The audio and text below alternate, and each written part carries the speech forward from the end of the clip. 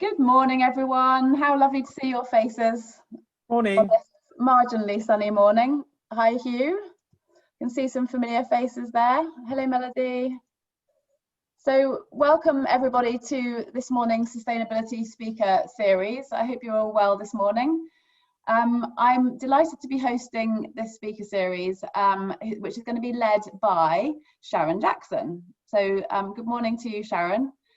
Hello, I'm sure Sharon will say much more about herself, but I just wanted to give her a little introduction as a warm-up. So Sharon is the founder and CEO of the European Sustainability Academy in Crete. So you can see her there with her mud walls behind her. So the Academy in Crete is constructed as an off-grid building with a biophilic design. And it's a place where Sharon, for many years now, she set up the Academy in 2011, runs immersive experiential learning experiences for sustainable leadership development. So Sharon has absolutely been ahead of the curve by about a decade on realizing that this is a huge priority. So all the way back to 2000, she's been running executive learning programs, teaching senior leaders how to integrate responsible and sustainable business principles into their core business strategies. We're also very lucky to have Sharon as an associate member of faculty at Cranfield, which she's been doing since 2003, teaching execs at Cranfield as well. And when she was studying at Cranfield for an MSc and then a PhD, she was really looking into what was driving the disconnect between managers, leaders' intentions to embed corporate responsibility in their businesses and their actual ability to do so. And that's a theme that has continued now throughout her career. So from that research, she's been trying to work out ways of helping to close that disconnect, to bridge that disconnect between intention and action. And that's the theme of what we're going to be talking about today.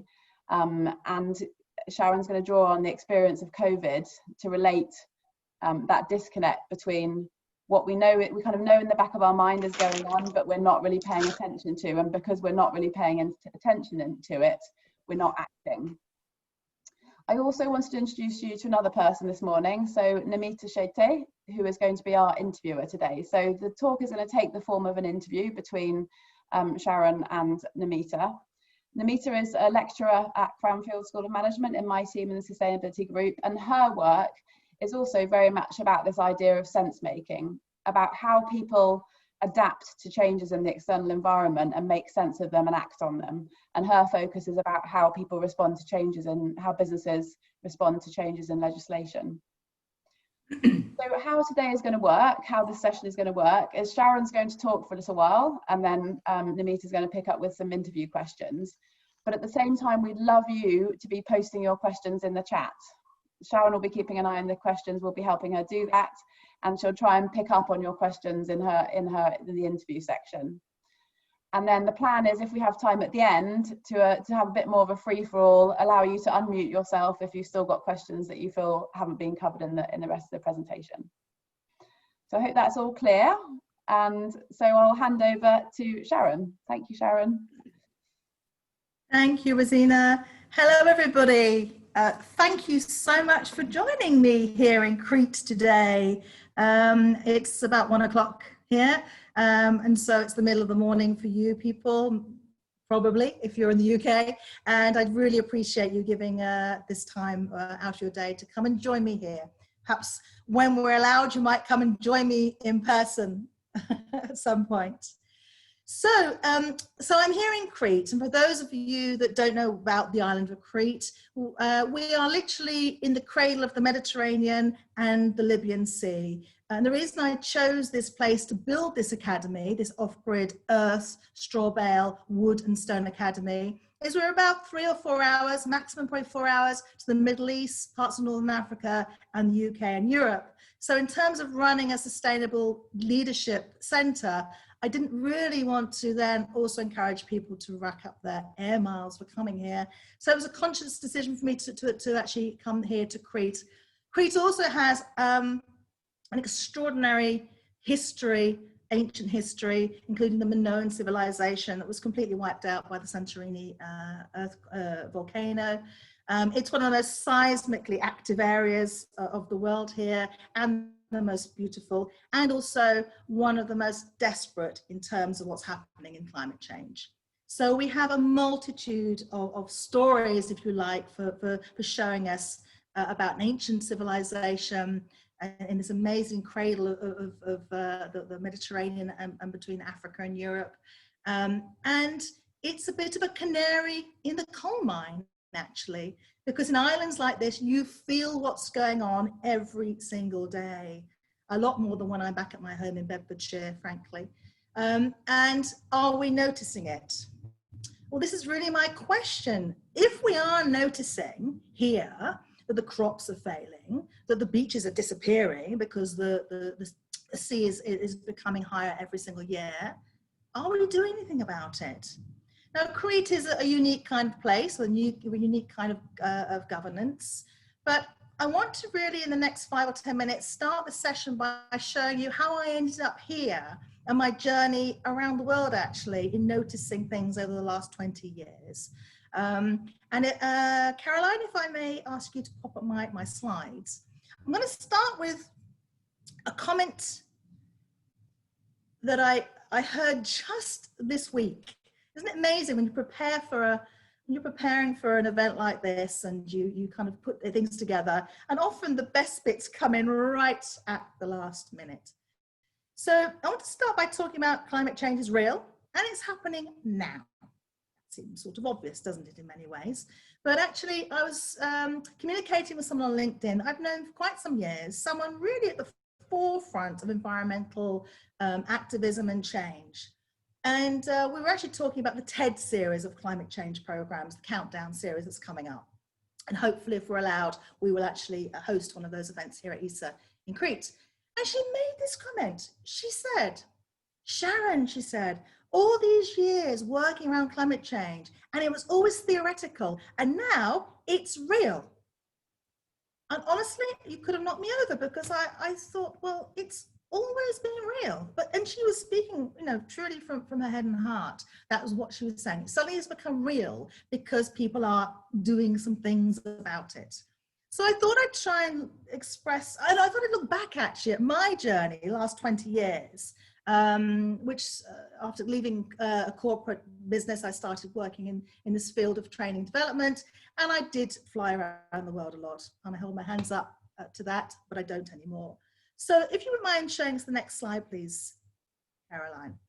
I started really teaching, consulting, researching in Australia. I went down to Australia and actually designed some programs in Tasmania, because I noticed back then in 2000 that people weren't really connecting with the environment enough to probably save it. So I just want to go back to remember. Caroline, if you would mind just clicking through until the text comes up here. I want to share what was going on 17 and 18 years ago.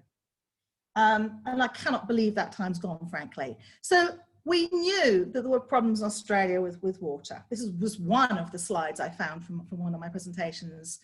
The next one, and of course, looking towards 2050 and 2030, and of course, those times are now on our doorstep. Next slide, please, Caroline. We knew that water wasn't getting to the sea. We knew there was less water. We knew agriculture was draining the water sources across the world. Next one.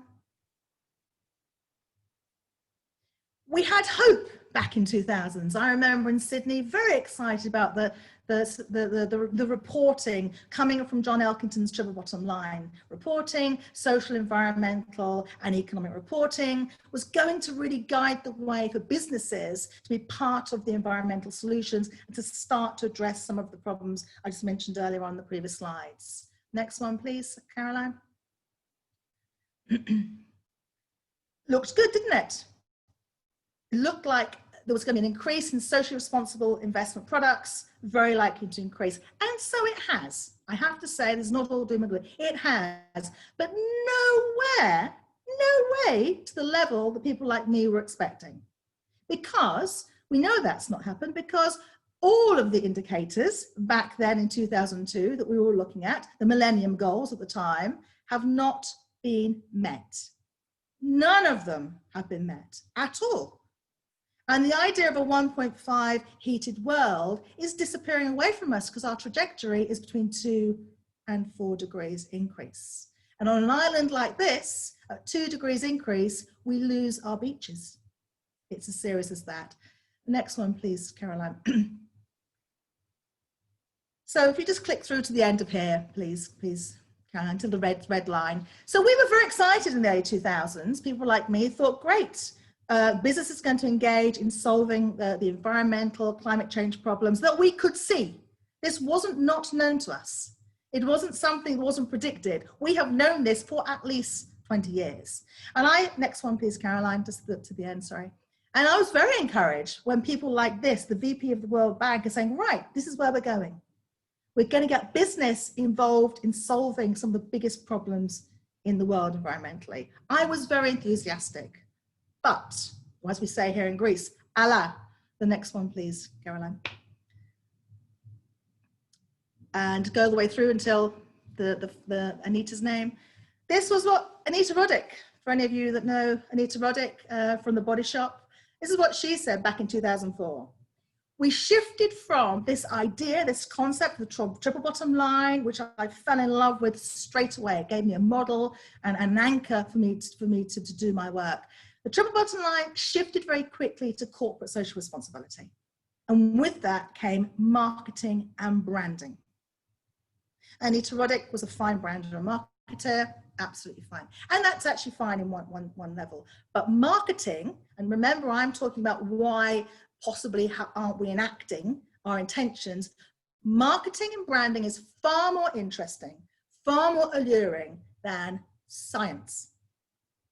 And so the scientists around climate change were talking about science. The marketers, the CSR people, were producing rather exciting, glossy, beautiful reports with some numbers, some traffic light numbers saying they were going in the right direction in terms of improving their behavior towards issues like climate change. We all got, including me, got very drawn into that. And I used to get the oil and gas and mining reports and use them in my presentations. Don't forget that those reports and that measurement was for the oil and gas and mining type industries, because they were the ones creating most of the damage on the planet. That is how really it all emerged. So Anita said it was a missed opportunity, and I agree. I think back in the early 2000s, we missed a really important step. Next one, please, Caroline. So, remember this woman said to me, it's real now. It was real then in Australia.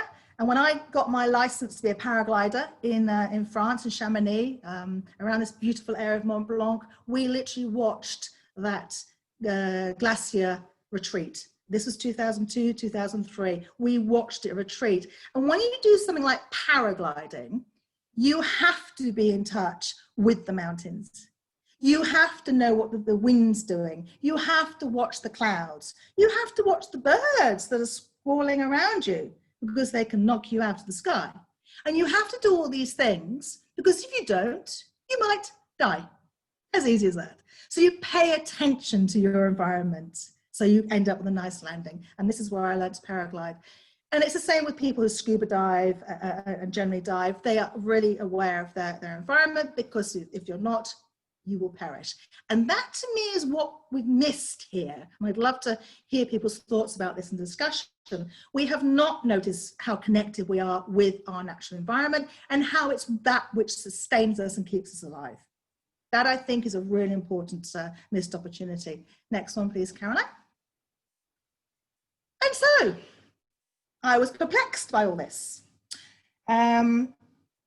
Many years of trying to encourage businesses to do the right thing, meeting wonderful people, going to all the events, being part of all the circles, feeling quite proud of myself that we're making some progress, and then realized we weren't really, not very much. We were producing a lot of great reports, there was some great networking, there were some great ideas, some fantastic intentions, absolutely fantastic commitments, no doubt about it. But there was somehow this block, in my view, between those commitments, what it says in the policy, what it says in the standard and the CSR report, sustainability report, and what was actually happening at an importantly strategic level. So I'm actually not just talking about recycling coffee cups here, I'm talking about really strategic issues.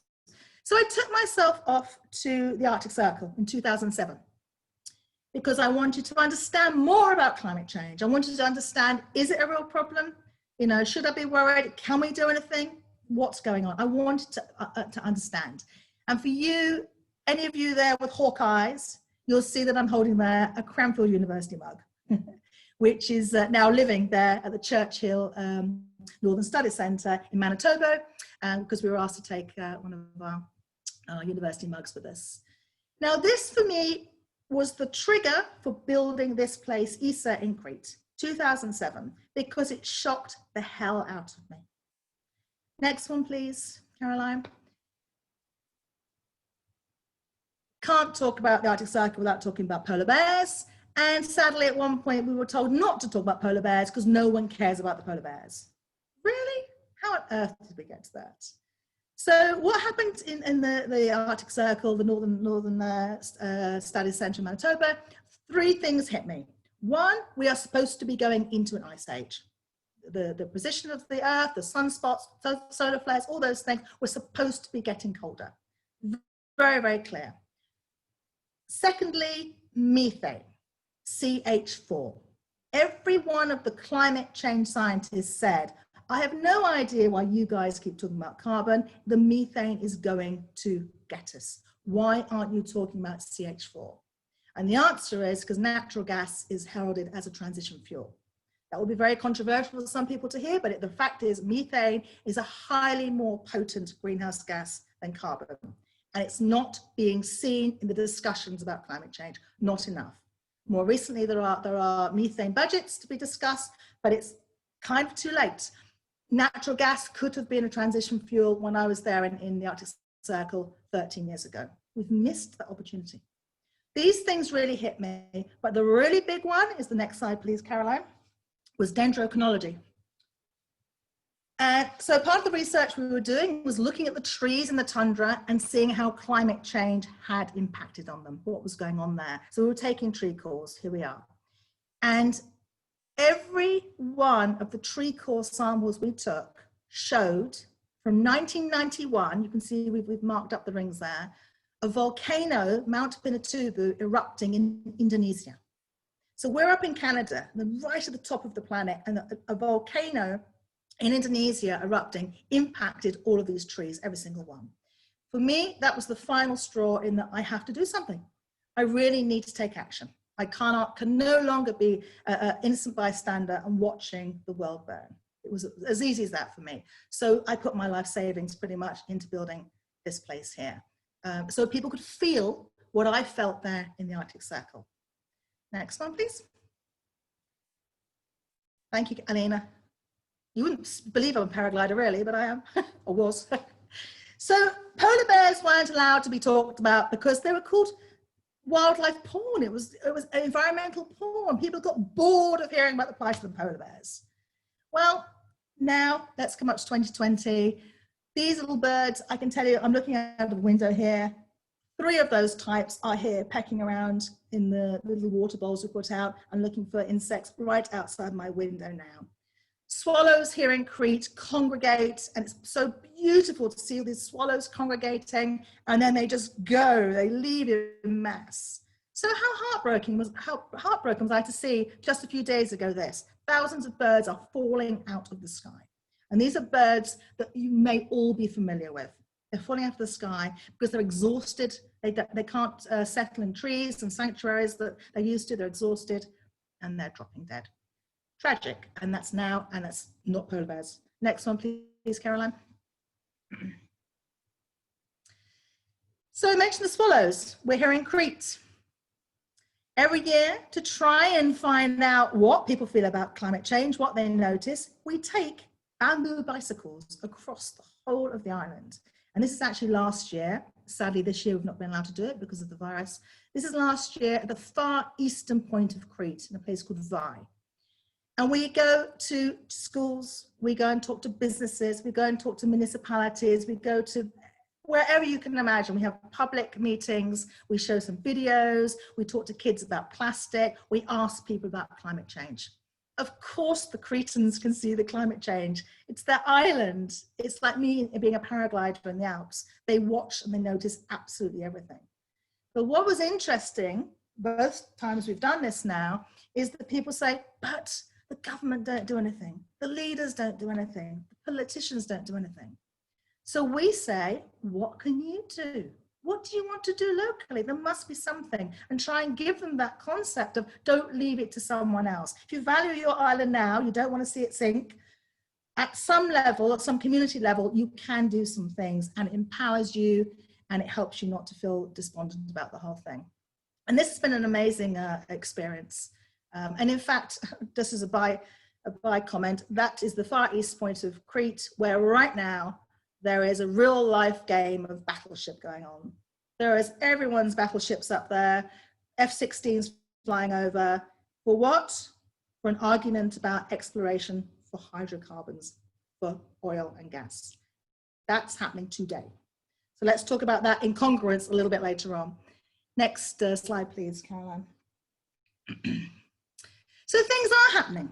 I mean, to say that no action's happening would be crass of me. That's not true at all. It's just not hasn't happened enough in those last 17 years since I was in Australia. Not enough, not on a bigger scale. Even though people like me think we're doing a lot to make change, frankly, we've been in our own echo chambers. We've thought we were doing great stuff. We haven't. But thank God for the kids. The young ones are going to come and save the people like me who didn't quite make it. And this took my eye a few days ago, just 1st of September, I think it says there. 6 young campaigners from Portugal taking 33 countries to the Court of Human Rights. And some of us have talked in the past about ecocide and, you know, and all these leaders end up having criminal records for knowingly, you know, destroying the planet. That was a bit abstract and a bit theoretical. Well, maybe it's on its way. Maybe the youngsters will push that forward. Next one, please. And I loved this kind of new emergence of giving us a bit of a type, if you like, a climate change recovery type, and a map towards a 1.5 degree lifestyle. This is from Helsinki, and I like this a lot. And I think this is the kind of thing that could help groups in Crete, for example, when we take our bamboo bikes out there, to show them that there is options to make change themselves. Next one, please, Caroline. And so from these 4 different types, which is basically I don't care, it's about money, technology will say, all the normal types. This is Henrik, he's the technology will solve everything. So this could be his pathway to a 1.5 warming lifestyle by 2030, and what is needed structurally and systemically for him to do that.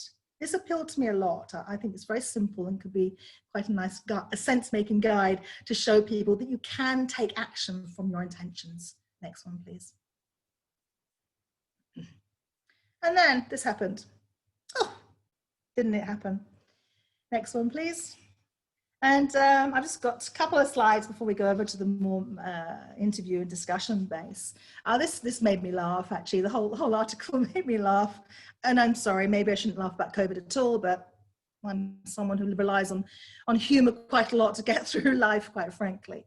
So there are apparently 10 tribes of COVID. And this one struck a bell because what I'm talking about today is the blocks in communication that stop action pretty much. And I'm one of these people. I've never seen so many flipping graphs. I've got no idea what they mean. I've got no idea where we are. How many, is it good, is it bad? Are we winning? Are we losing? My goodness, it's all too much. But what she says here is partly because the subliminal message of we are all going to die. And it is a little bit like that. And I saw a quote from the BBC 2 days ago from the health correspondent, I forgot his name, sorry. And he actually wrote, the thing about this virus is it spreads silently. And I thought, oh, I've missed all the noisy ones. How come I miss all the noisy viruses? They all spread silently. And that again is a language of fear. It's a sense-making narrative of fear. And we have to be very careful about that, both in climate change and COVID, that we don't get paralyzed by the fear so much that our sense-making closes down and says, uh-oh, I can't do it. Next one, please. Final one. Final one. And any Boris Johnson lovers are going to have to forgive me for this. But if any of you can find Matt Lucas's summary, I haven't played it here, I've just the stage summary of announcing that we were unlocked in the UK. His parody is hilarious. If you want to know about confusion, go to work but don't go to work, stay at home but go to work but don't go to work. That is where sense making goes wrong. That's where we get confused, and I think there's something very similar in that to what's happened with climate change communications. Thank you. That's the end of my slides.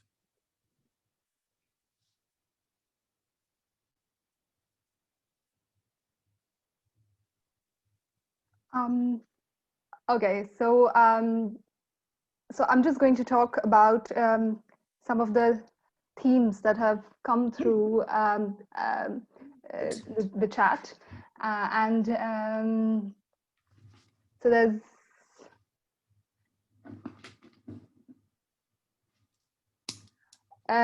so there's somebody who says, Alina says, interested in your observations about glaciers and paragliding. I think there are some great connections to be made with people who love the outdoors.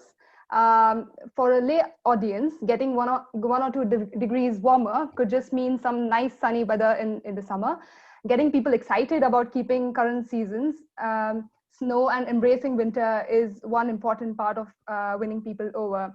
Eleanor says, thanks, Sharon. So how can sense making help us now with the intersection of global challenges? Then there is, so there's somebody who's posting the Matt Lucas video. So let's go on. There's not a lot of comments at the moment, but I'm sure there will be more as we go through the interview. So let's start talking about, so I didn't mention, hi Sharon, it's lovely to talk to you today, and I loved your presentation, it was really nice. So I would just like to start this conversation with talking about your last two slides, which mainly talk about the COVID-19 pandemic and the confusing and mixed messages that have been communicated with regards to this. So Sharon, there's a lot of discussion and also written articles suggesting similarities between COVID-19 and climate change. So do you think there are similarities, and what have you noticed basically about what we can learn from COVID-19? So from my view, the similarity is they were both predictable, fully predictable, fully seen, horizon scanned, and could have been fully adapted and mitigated for. That is the biggest shocking connections far as I can see. Most of you will have read John Elkington's fabulous book, Green Swans, and you'll know that a black swan is an unexpected thing that happens. It's devastating. COVID hasn't been that, although people have described it as that. It's been predicted. And I showed you from my own slides earlier on that at least 20 years ago, we could see we were in trouble.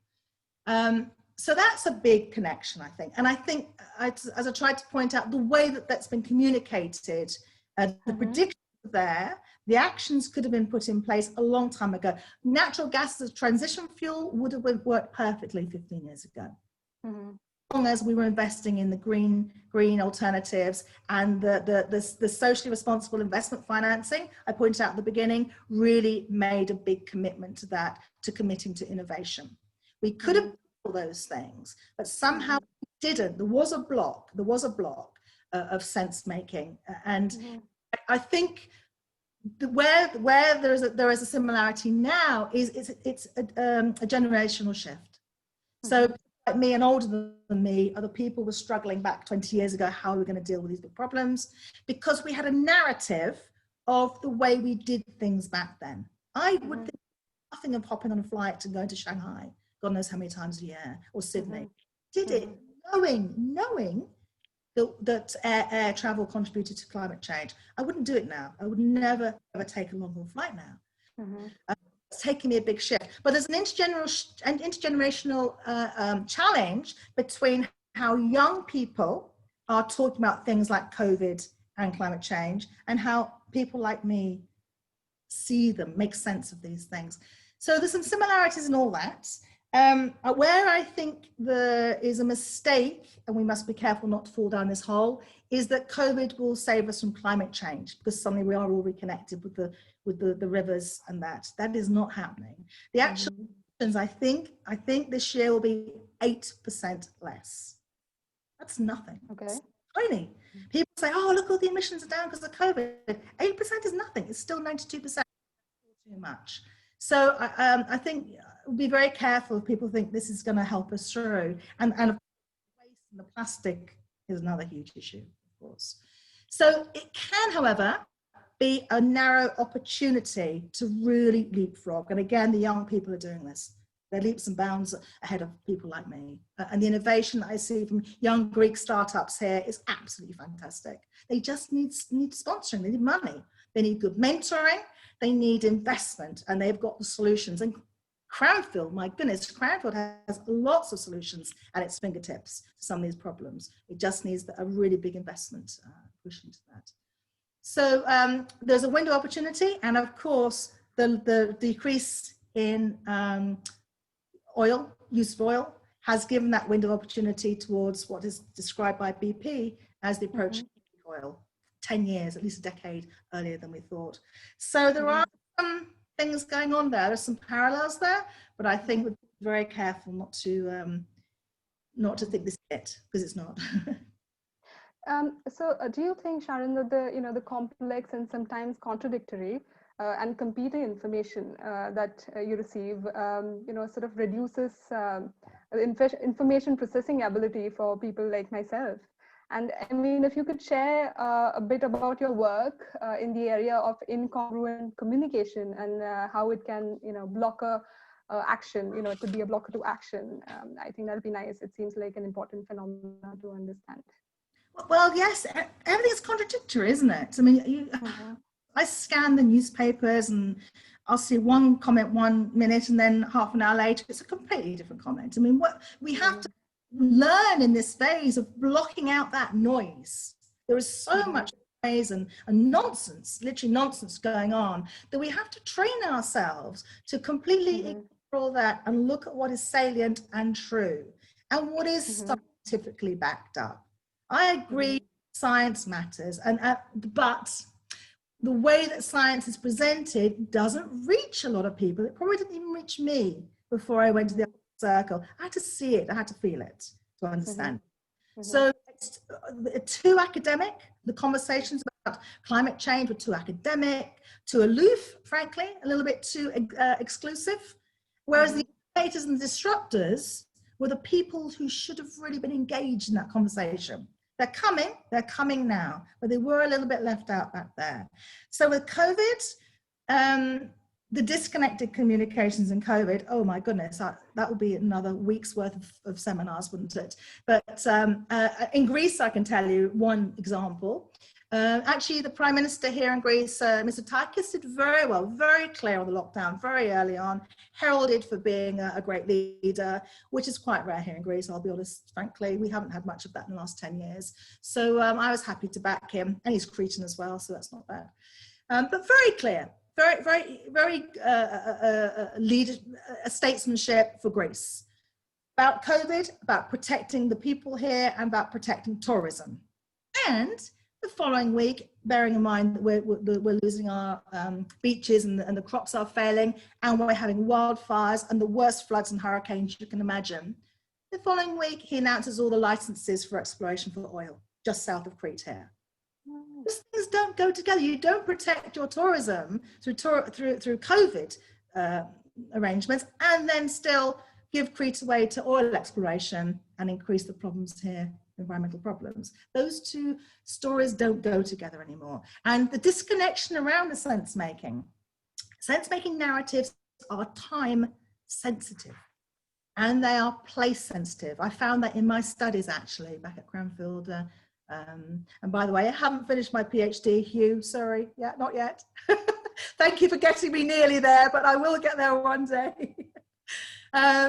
But I did start my PhD and I will finish it, because what I was finding was for me fascinating about that gap between intention and action. And I think maybe my time is coming now with that study.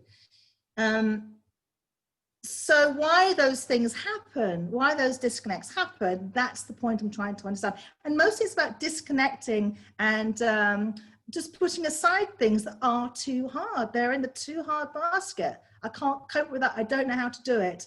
But more importantly, what I found in my first level study was somebody else will do it. Like the people in Crete when we take the bamboo bikes. Oh, the politicians won't do it. Oh, they won't do it. The church isn't doing anything. But what would you like to try and do then? At the minimum, you can get the plastic out of the ocean and save the turtles, which they were telling me about how they love their turtles. So this disconnection and this someone else will do it is actually negating the action away and to the future. So one of my findings back in 2007 was a group of the green team at quite a big company, a consumer electronic products company, the green team saying in 5 years' time, we will probably switch off all the excess lights. And now they've probably done it by now, because that was back in 2007. But I thought, why couldn't you do it this afternoon? It was a strange insight into the way we make sense of what we're supposed to be. So those were kind of things I found in theory, and then I'm also now applying in my teaching within businesses and communities here. But if I may just give an insight to anybody who doesn't know the work of Carl Weick and sense making, something that struck me immensely when I first started to read his work. And my work, by the way, is all around Carl Weick's sense making and Ed Schein's culture and organizations and some social identity. So I'm actually looking for the holy grail of collective sense making, which is a bit troubled, but I'm still looking for it. But what struck me about Carl Weick, and I really think this resonates with climate change, and I read this in 2007, 2008 maybe it was what he found about battered child syndrome. And it's a horribly sad and upsetting piece of research, but it's true. So he found that it took 25 years for the American medical societies to accept that parents could harm their own little children. 25 years. I mean, there was medical evidence, there was anecdotal evidence. It was all there to see, a little bit like I showed you my slides earlier on. You know, we knew back in 2002, big problems were happening in Australia. But 25 years, and so he unpicks that in terms of sense making. So the first point is something so awful about people hurting little children. If you know that is happening, and if you think that to be true, and if that makes sense to you, you have to do something about it. As in the medical profession, you have to do something about it. And that often becomes a subconscious blocker. Mm-hmm. That's too big and too horrible, and it can't make sense. That can't happen. So that was one possibility. And then there's the whole paralysis of these big problems. And I really think that's what happened to us with climate change. And I think back in 2000, 2001, Anita Roddick's right. We went to CSR because it was easier, much easier than the massive project changes that would have to have happened back then. Massive capital investment would have to have changed. We didn't have the support of the taxonomy of the EU back then, and the EBRD and EIB all saying they're not going to support investment in fossil fuels. That wasn't back there. That wasn't happening back then. It's coming on stream now, but it wasn't then. And it was just easier to go for the lovely glossy reports and the RAG system of how we're getting on. But that's left us with a problem, because the infrastructure that's being built now, decided back then, isn't fit for purpose for the climate of today. It was decided and agreed for a climate that's gone. So you have now Oklahoma, I think it is, trying to create a dam to create a beautiful regenerated lake. The water doesn't run there anymore. Rotterdam have dam defences which will be out of date 25 years earlier than they predicted, because they were using climate models of the past. Mm-hmm. They weren't looking forwards. And that's also part of the problem, is there hasn't been enough horizon scanning, scenario planning to see what life might be like. The models didn't actually include that, bizarrely, because we had all that science, Namita. We had all that science at our fingertips, but it didn't go into the modeling, big project management and investment like that. Does that make sense? Yes, this is quite interesting, especially when you talk about the, the gap about sense making and the gap between intentions and actions, and why disconnections happen. Perhaps because there's this belief that somebody else will do it, and you don't have to really do much about it. So Sharon, what suggestions would you have to change the status quo? So, and especially how can policymakers, business leaders, climate change activists actually make the shift from rhetoric to action? Any tips, techniques from your research, teaching, or experience? So, I mean, the first thing is to check our own sense making. And when I left the Arctic Circle, I was devastated. Honestly, I just really was very moved by what I learned up there, and I made my big action. Right? But I invested everything I had pretty much in building this. It wasn't easy. And the reason I haven't finished my PhD is because I built this place. Because you can only do so much. We can only have so much energy and money and commitment. And for me, I'm so glad I did this. And maybe later on, I wouldn't have been able to have done it. So checking our own sense making, the intentions, what we think we're doing, and what we're doing. That's the first thing. Policymakers, all of the sustainability leaders in organizations, like my group back from my focus studies. Are you saying you're leading the green team, but you're not even turning all the extra lights out? Very simple. It's a very simple level of discussion. And in terms of sense making and the congruence, going back to all the noise that's going on, I meant to mention earlier on about swallows. So sense making works as a narrative in our heads. So what we notice goes in to create the narratives in our mind, and that actually drives our actions. In simple terms, that's what White's theory is. And if anyone wants any links to any of that work, I'm happy to send it. And swallows that migrate around the world, in the Victorian ages, people didn't know, they couldn't believe a tiny little bird like this could fly between the North and to Africa. So they thought they went to the bottom of ponds in winter. They thought they literally sat at the bottom of ponds in winter and hibernated there until they came out next spring. And that's because their sense making didn't have that data, didn't have that science, didn't have that knowledge to say that these little birds can actually fly that far. And that's a big lesson about how we make our sense. So the first is to check our own sense making and sense giving. Are we making things clear to people? Perhaps the climate change messages just weren't clear enough to people to actually act. Engaging people in your own sphere of influence to do something, absolutely just do something, like the people I talked to in Crete. And on that, this lady's name, Jamila Seeley, yes. So I sat in the fantastic Islands virtual program last week for 7 days of Zoom. It was hard, but worth it, because the islands really are the canary in the coal mine. And I got some amazing input and ideas from different islanders around the world about how to engage those policymakers, how to reach them, how to speak to them in their language, how to lobby for change. And it was the young people who were outstanding. And this young lady, Jamila Seeley from Barbados, she was given the Queen's Award, Queen's Young Leaders Award in 2017. And I'm not surprised. She puts us oldies to shame. She said, I got involved in climate change activism for Barbados from school. It was my school teacher. And rather boring graphs and boring science, my school teacher had us all in the room and she talked about trees and cutting down the Amazon and talked about what do trees do. And they said, oh, well, trees take out carbon and give us oxygen. And what is oxygen? Oh, it's what we breathe. And then she went, oh, it's what we breathe. We've got to stop. Does everybody know this? Should we tell people? How come nobody knows this? We've got to stop chopping down the trees. And she said that teacher communicated with all those young people in exactly the right way. No science, just made it real. And then she went to the fact that our oceans also create 50% of the things we breathe. And the way she said that was, Doesn't everybody realize this? And I thought, she's right. We should all know basic principles about how our planet works.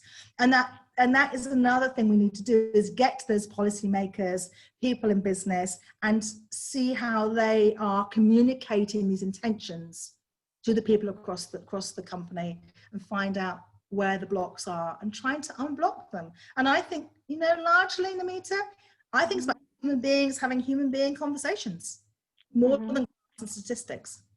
There's not enough of that human element of the climate change impact. Yes. So what I understand from what you say is that noticing mainly, and then basically effective communication are the key first steps in taking action. And it's basically through noticing that we can find opportunity to make a difference. And then, that's right. And that's actually, if I may, that was even said by one of the young people in the Caribbean last week. Notice what you've got, appreciate it, and then try and protect it. Yes. They said it just, that's just like falling off a log. It's just so obvious to them really. Yes. And there's other thing I just want to make, I think is really important here, is that a friend of mine, Nick Gowing, and Chris Langdon have just written a book called Think the Unthinkable. It's about leadership in a disruptive era, interviewing lots of different people, all the normal names we see interviewed in sustainability world, but a very different angle. It's from their vulnerabilities. And a large number of them say they are just so exhausted. They're so perplexed. They have no life at home. They don't relax. They are just so exhausted. They can't cope with the big climate change problems in their own organizations. There's so much else going on. And they also say very candidly, they hadn't looked forward. We didn't look forward to those different scenarios. We were told climate change is coming. We were told floods are coming. We were told wildfires are coming. We didn't look forward, really see what that is, and really build in resilience. We talk about a VUCA world, resilience, but they didn't do it. They were talking about not doing it. So part of, I think is very important, is getting those people healthy, getting our leaders healthy again. Yes. Because exhausted people cannot deal with these big picture problems. The eco-anxiety, suicide rate, depression is increasing. And that's a little bit around the whole batter baby scenario. That's so depressing. If you're not doing something about it, it just sits on you like a really heavy weight. So I think there's something about getting our leaders healthy again. It's maybe sound too soft for people, but actually it's the soft ways that are gonna actually solve the hard problems that we have at the moment. And that includes being in places like this, having nature, looking at the warblers outside, pecking on the rocks here. Biophilia is something that I write about and research about, and this building, as Rosina says, is a biophilic building, which reconnects people with the earth, with nature. And it's proven to make people feel happier, healthier, and more productive. So greening our education centres, greening our businesses, greening our hospitals, spending more time walking in nature, which COVID has allowed for, I would say, helps those leaders, policymakers, to have perhaps a clearer process of sense making. Yeah, absolutely. Sharon, it has been fascinating to listen to your insights, and I think we are at the end of the questions and the interview. So would you like to take a few questions now from the audience? So if the attendees could unmute themselves and ask a few questions that they may have, and if there's some questions that have not been answered before that you've put in the chat, those could also be asked. So yes, let's take a few questions. Shall I pick up a couple of questions from the chat? So a couple of themes. So there's a couple of questions about how we use the disruption of COVID to change things rather than to go back to what we were. So how do we, I mean, that involves a big shift in sense making at the point of disruption. And, maybe it's natural instinct to want to go back to what was. How do we encourage people, communities, businesses to go towards what can be? Well, okay, so there's different levels of this. So there's individuals, and there'll be a mix. There'll be some who will just want to go to where it was because they will miss parts of that life. And that's why I like that matrix I showed earlier on with the Helsinki model. There's the I don't care. There's the technology will say that we were all very different. And the thing about the sense-making theory is it doesn't matter why you turn the lights off. It doesn't matter why you reduce flying.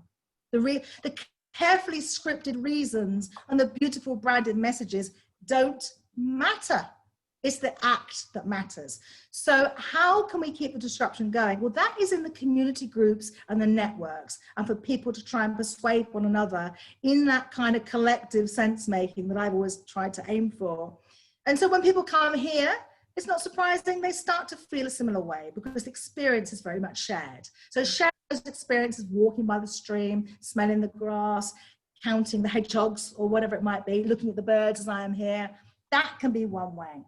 Now, in the larger scale government policy projects, what COVID has shown is that we can stop still. We can change everything if we want to. And a lovely man I had the privilege of knowing, called Ray Anderson from Interface, the creator of Interface, wrote a book called Mid-Course Correction. That is what we really need to be going for. So what's happening, I think, I can see, and I'd love to hear other people's views, what's lining up is the financial institutions, the EU taxonomy around investment is all lining up. The whole sphere of stranded assets has been warned about. The carbon tracker warned about stranded assets in the kind of fossil fuels and extractives industry. And that's happening now. So there's all these things are lining up for potential tectonic change. But I think we only have a really small window. I think things will go back to where they were, I'm afraid. But Anna, as Anna points out in her question, she's saying, isn't the difference in time lapse, and that COVID's now and climate change still for some people feels a long way off? What can we do about that? Yeah, this is what struck me when Carolina said, oh, you know, climate change was theory and now it's real. And I'm thinking, blimey, it's been really in my face. I've been looking for it. I've been in that echo chamber. I've been there in it. So I suppose that's interesting because it's very real here. We've just had a hurricane here over the weekend. So it's really here. You don't have to persuade anybody about climate change here, but I don't know where Anna lives, but maybe she's not seeing it where she is. So that's an important thing about sharing something that's tangible and meaningful for her and her networks.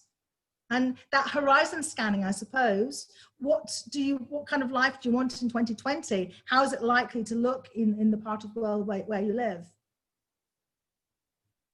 Simon's been controversial and said perhaps we should give up relying on common sense, people's common sense, and take a more autocratic approach. And that's something that you could say has come from COVID, that states and governments have had to take more of an autocratic approach to what society can do.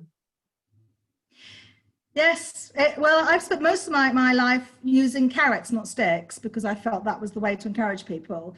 But I'm wondering, you know, I think it's all up there to grabs now. But I think the point is, the first thing is accepting that it's now. It's not in the future. It's really serious, and it's now.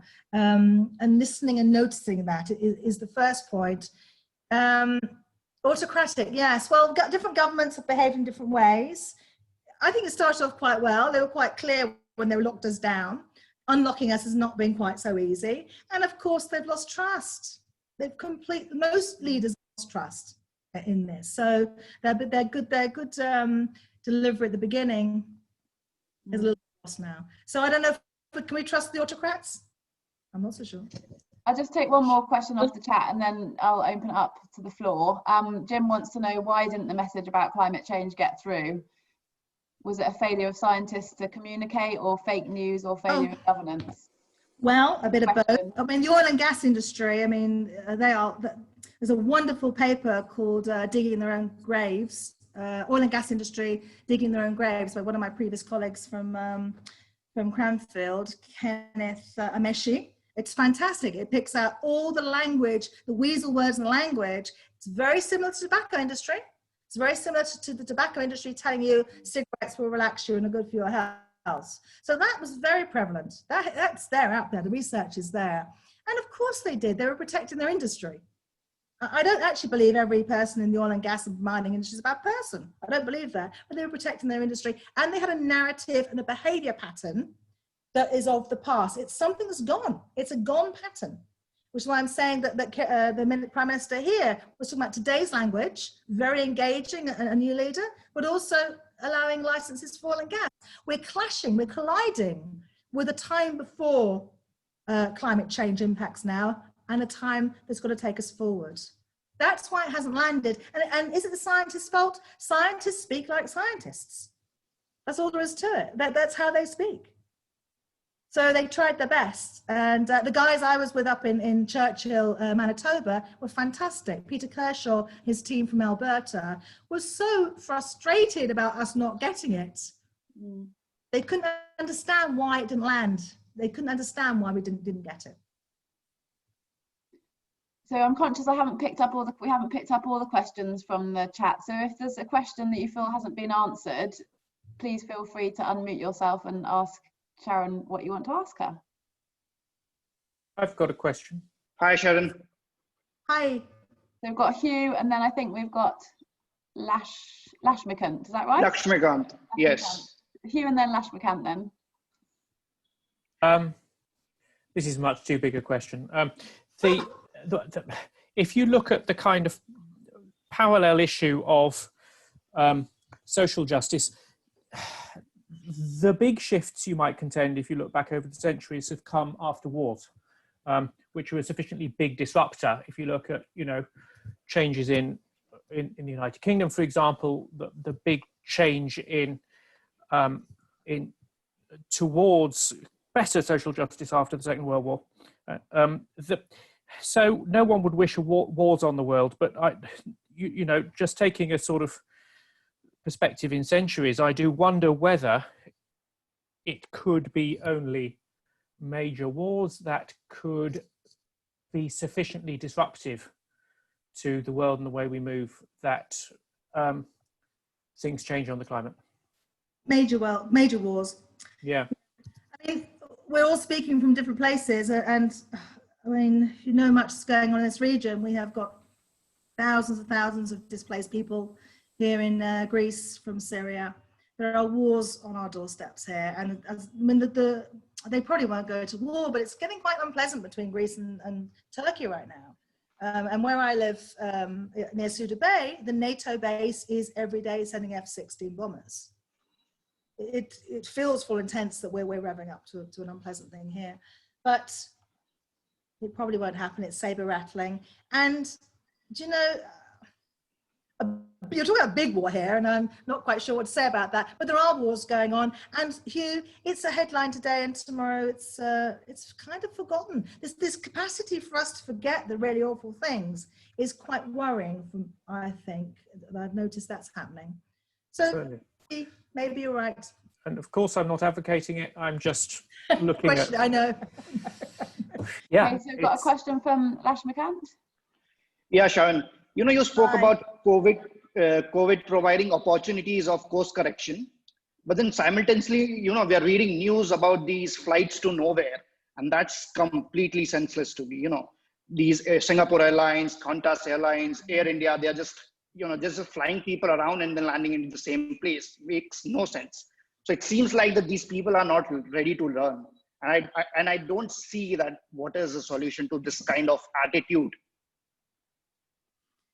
Are you calling from Gujarat in India? Yeah. Hi, nice to everybody. I met Lakshmikant at Cranfield. He reached out to me and asked me to tutor him through his MSc. So great to have you here. Thank you, Lakshmikant. Of course it doesn't make sense. And that is the old model. That's the old way of doing things. The tectonic shifts, the way that the businesses are run, projects are financed, it's a massive shift. So, Greta had said exactly the same thing, that, everything has got to change, but she said that the political structures and the will aren't there to change yet. It could be, there's war as one idea, generational shift. It could be another 15 years. The problem with that is we don't really have 15 years to turn this particular battleship around. The 1.5, 2 or 4 degrees by 2030, 2050 is marching on. That's the problem. But of course it doesn't make sense. So how do we stop that? I mean, the airline industry is struggling, but actually that's going to be part of the pain of change. Yeah. There are lots of things none of us have really said, because we've been very uncomfortable with our peer groups, but now it's being said by the young ones. I've got a question from Eleanor. Exactly. Hi, Sharon. Hello from Cambridge. Hi, Cambridge. It's Eleanor. Thank you very much. Really wonderful, inspiring talk. And I just love how you always ground it in what can be done and at such different levels. Also, I'm very glad to hear your hopeful comments about a young generation and the generational shift. I was wondering how hopeful you feel about the green deals that are emerging, the new green deals out of the European Union, and Ocasio-Cortez in the United States. She was what seemed like she would be thrown out of the ballpark. Biden has now had to take on big elements of that green deal. So on the green deals, but also the change of governance, really. I mean, Hugh talked about the World War. We're still working with a system inherited from the post-war that has been abandoned and undermined in terms of multilateralism, the Paris Agreement, etc. And just how you see the future of the kind of new deals and where the new governance might come from. Thanks, Sharon. That's even bigger than Hugh's question. So first on the Green Deal, actually, interestingly, I just sat in, I think, did you sit in that event yesterday? Sorry, Sharon, I just caught some of it, actually. Yeah. There was an event yesterday, an EU Green Deal event yesterday, and actually right after this meeting, I will be having a meeting with someone who wants to matchmake with me about a potential Green Deal project. What do I think about it? There are some really good intentions there, very, very strong technical, innovative intentions. Nothing totally new. What new could there be now? The point about where we are now, we know everything almost that we need to know about climate change innovation. We know it. We have to enact it with our skills and behaviours. We know what the alternatives are. So there were some very good looking projects, some very interesting participants in the Green Deal. I think some of that money will get hived off to the COVID recovery pot. It's already been discussed here in Greece about what actually will go forward to the Green Deal. So we'll have to wait and see for that. So where is the new governance going to come from? Well, Greece has been a really interesting country, I'll check the time, because of the decade of economic crisis.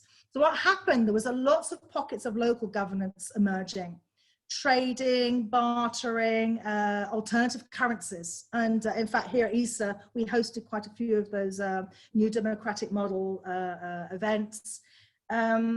They didn't really take hold, I have to say, because most of them fell down to the everyone's equal except others are more equal than others. And a lot of them ended up infighting and breaking down. But there was a real swell around that taking over governance across the country. And then, of course, we did recover, and that's kind of gone by the by. Have a look in Latin America, have a look at all the other countries that are going through similar changes. I don't know, Eleanor, do you think there will be that kind of social governance uprising? Not necessarily, but I think the whole rise of the anti-globalization movement has also been about that, and the good aspects of multilateralism have been lost, I feel, and we have to renew a sense of multilateralism. And it may not be from states, it may be people to people more, it may be and that's happening maybe in ad hoc ways, but I do think we need a new global governance, whatever form it takes. And the point is the scalability, isn't it? And this is the thing I've always struggled with, is getting the right networks. And I've never been in the right network. I've always been the one on the outside. I've always been the messy, disruptive one who says things that makes people uncomfortable. Therefore, I don't get invited to the parties mostly. But I kind of wanted to keep that role. But what are the networks that are going to help to scale? You know, I get into all of the government here, the municipalities, all the board, like in Syntagma in Athens, but still don't get that engagement for change, because the dialogue is still, just as you've said, it's from an old model. It's an old model that's not going away quick enough. It's not changing quick enough. I've got one more question, if we can fit it in before we close, from Angela, if that's okay. Yep, hi Angela. Oh, hi Sharon, thanks for a very interesting talk. I'll disclose that I am working for a government department here in the UK, but a good one. I work for the Environment Agency, and we've set a net zero target of 2030. Yeah. So everyone is running around working out how we can work with industry partners to reduce carbon, do a lot of collaborative working.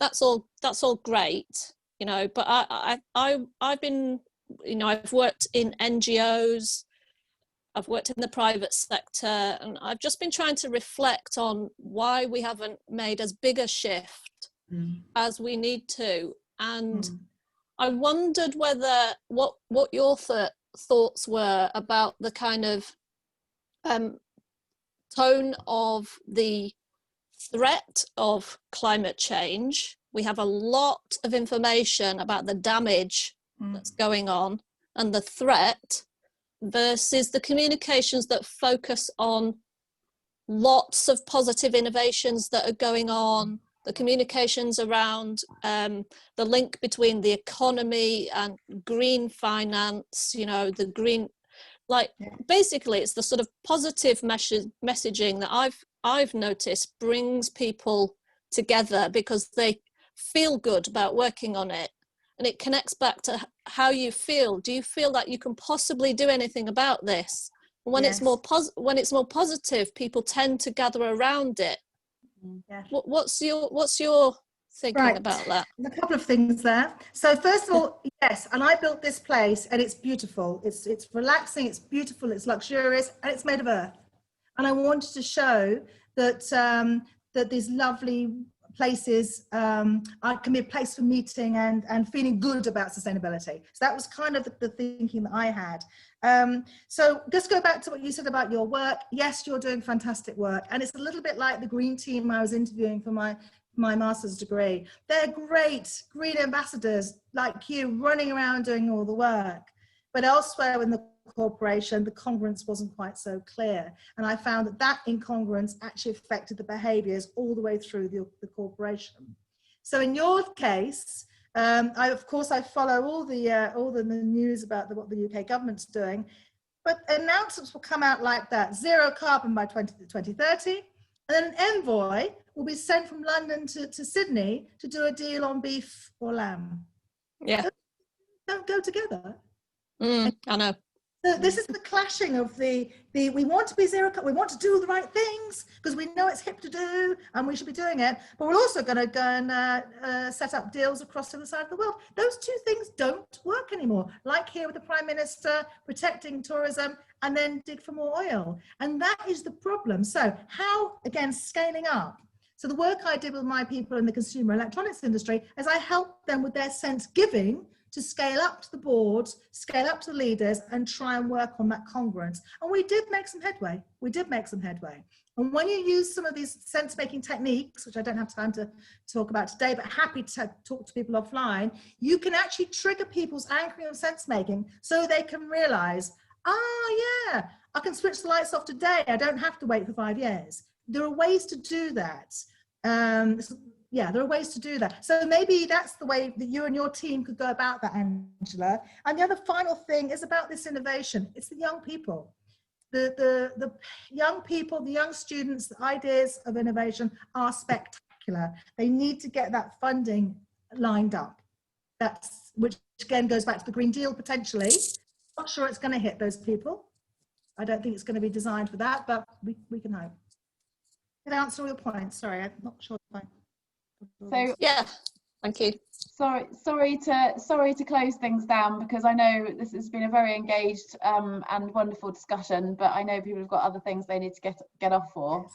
So unless anyone's got any other closing words, I just wanted to say a huge thank you to Sharon for your energy and your insights that you brought to us today, and to Namita for your great questions, and to all of you for coming along today. And please do get in touch with us if you want to continue the conversation on any of the themes that have been raised today. And please do join us for future events. Our next event is on the 15th of October, and that's about how net zero is going to be achieved in the UK, particularly focusing on the energy and power sector. And then our next one is on the 11th of November, and that's all about such thing as sustainable fashion, so looking at the fashion industry and players that are trying to drive change in that industry. So please do join us if any of those are of interest. You can look at all the future events on the sustainability pages on the Cranfield website. So thanks again for joining, and enjoy the rest of your day. Thank you, Sharon. We're going to stay on the call as you all disappear off. So if anyone wants to stay, Thank you, everybody. Outside main time, then do. Have a great time. Thank you.